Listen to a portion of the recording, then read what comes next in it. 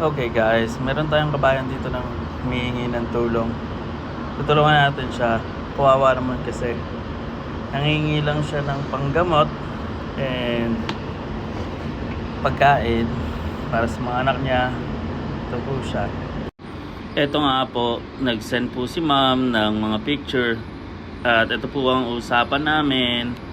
Yan lang po. At video. Hello ma'am, pag matulungan mo po kami, magsisend po ako ng proof sa inyo na ibili ko po talaga ng pagkain namin at mga anak ko po. Kasi di po talaga kaya ng mister ko na magtrabaho pa kasi po may sakit po siya sa baga. Ako nga po minsan nangangahoy para po meron kaming makain. At ibenta po yung kahoy para lang po meron kaming kainin. Sana po maniwala po kayo sa akin. Salamat. At dito nga po, isinend ko na ang pera sa kanya. Ayan po, masayang masaya na si ma'am.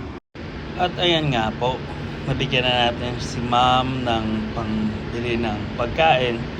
At nakapagpasaya po tayo ng tao. Follow for more.